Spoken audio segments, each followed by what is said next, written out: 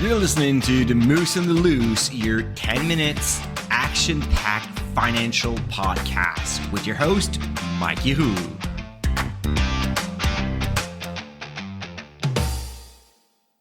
Hey, what's up, Moose? Happy Friday. I hope you're doing well.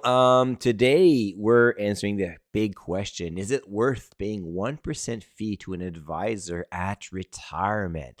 I had this discussion at Retirement Loop. Got a lot of fun over there. So we have about 500 loopers. So people into that transition of retirement. So young retirees about to retire or like a couple of years inside retirement, but still having questions. So you can exchange, you can learn. We talk about doing like your financial projections. And of course, at one point we thought, well, should we do it on our own or should we pay someone to do it?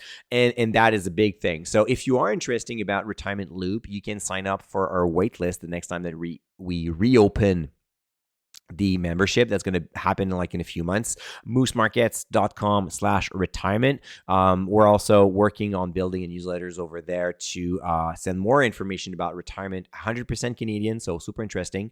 moosemarkets.com/retirement.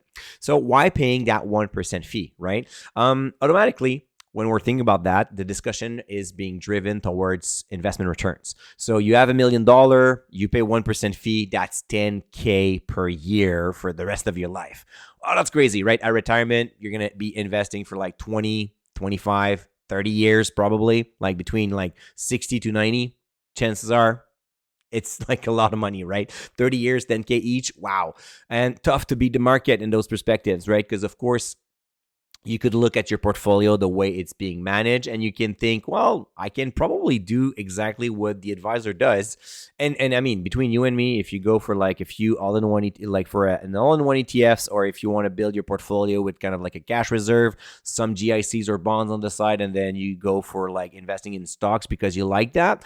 I mean, I have no intention into paying $10,000 per year to someone to do it for me. I just love that. It's kind of like a hobby as well on top of it. And I'm pretty sure I'm going to like be as good or probably better than this the advisor. So the 1% fee, if your advisor is just managing your portfolio, that's not worth it. That's like a very high fee for something that you could probably learn and do it by your own without having to get caught paying $10,000 plus. And I mean, 1%, sometimes 1.5. That's kind of crazy, right? So here's the deal. When you are an advisor, and that's kind of like this podcast it's for both investors and for advisors. If you're an advisor and you're just like calling back your client once a year to review your notes and make sure that you're compliant, you're not doing your job. A good advisor will provide a comprehensive financial plan. So a full financial projection with optimization, and will explain it to you and will review it every year. So that's not even talking about the investment part, just talking about a retirement plan that is up to date and that is all optimized. Speaking of optimization, the advisor should look at your overall portfolios and your situation and offer tax optimization moves. So there are like ways that you can place your investment in different accounts and then pay less taxes. We're all about paying less taxes, right? So that's also something that he should be able to offer you. He should be able to offer you a debt structure, maybe for you, maybe for your children, taking care of like all the banking, actually, the accounts, the credit cards, like line of credits, home equity line of credits, taking care of all of that. You know, when I was a financial planner, one of my clients sent me an email on a Sunday, and he said, I'm going out on vacation for 3 weeks, but I just signed a purchase offer for a condo for my mom. So could you please make the link between the real estate agent, the lawyer, and set up the mortgage for me, and making sure that everything is ready to sign when I come back from vacation? And that's what I did. So that is super important to take care of that part. Offer estate planning, of course. Be proactive as well. So if you do not have like an estate plan that comes with the financial plan, and you do not have like someone calling you just to give you like news or ideas or stuff like that, instead of like waiting like hidden behind their desk or under their desk when you call, especially when the market goes down. Here's a good like timing right now. If your advisor did not reach out to you over the past month and a half, 2 months, very bad sign. Very, very bad sign. I mean, he's not doing his job. Again, he should also take care of the withdrawal mechanics at retirement. So having a, of course, tax optimized structure to withdraw money from your accounts and provide you the income that you need, but taking care of like all the mechanics behind, like playing around with the accounts, playing around with like the stocks and the shares and the ETFs and whatever, and making sure that everything is under control all the time.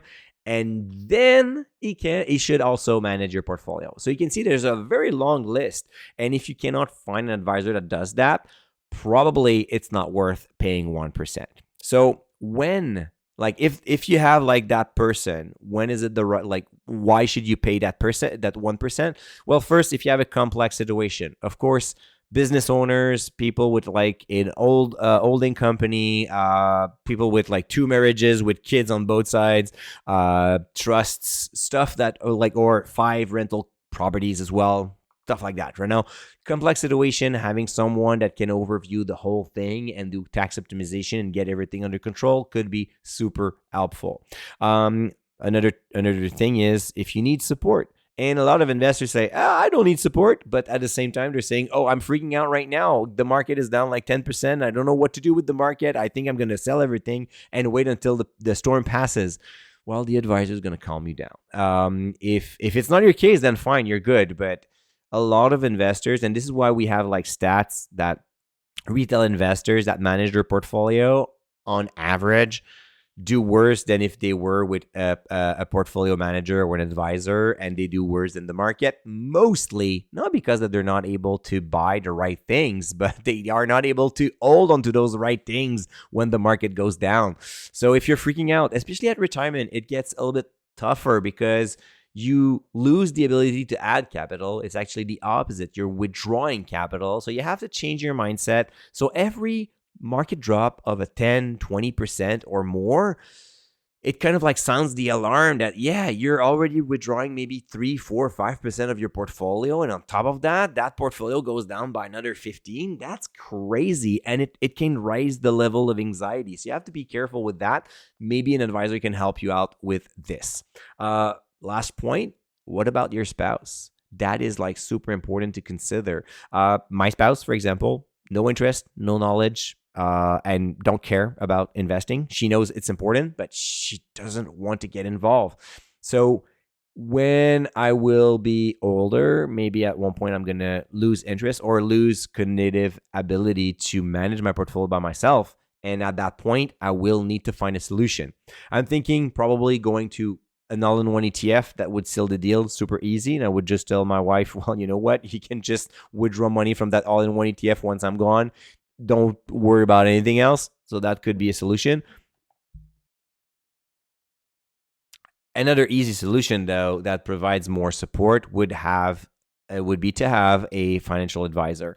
So yes, there are fees, but if those fees provides the big list that I've told you, it's probably worth it for some cases.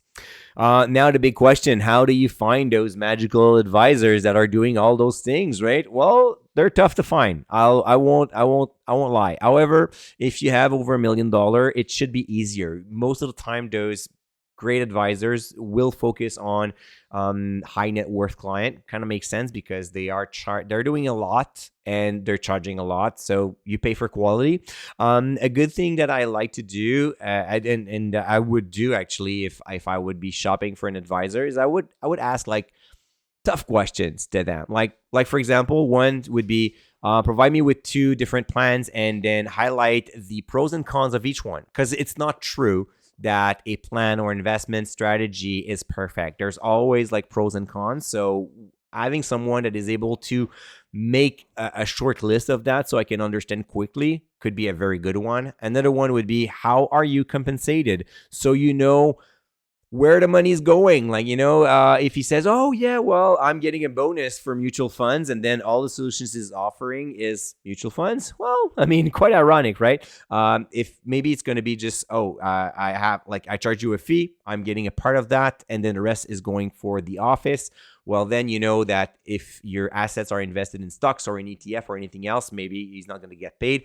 So you have like a more neutral advice. So it's all about the neutrality. You don't need to know how much the guy is making, but you need to know what is paying more, type of thing. Of course, it's all about confidence and relationship here. There's a level of service, but the performance of your portfolio is secondary here. What you need is someone that will provide you that support and will help you out reaching your goals. When I look at my portfolio, I'm not necessarily trying to beat the market every single quarter. What I want to do is making sure that I reach my financial goals, which is a lot more important than anything else. All right, Moose, that's enough for today. So again, if you have questions about retirement, just sign up to the free newsletters at moosemarkets.com/retirement. And we're going to talk again on Monday. Until then, don't forget to stay invested. Hey, welcome to the disclaimer. If you're listening to the Moose and the Loose, you cannot really expect me to give you buy or sell recommendation or financial advice, right? You're here for fun, you're here for information and some entertainment. But I am not your financial advisor, I am not your broker, so therefore I'm not liable if you're losing money after listening to the podcast. If you're looking for some advice, go see a professional. If not, you can enjoy this show and do your due diligence after it.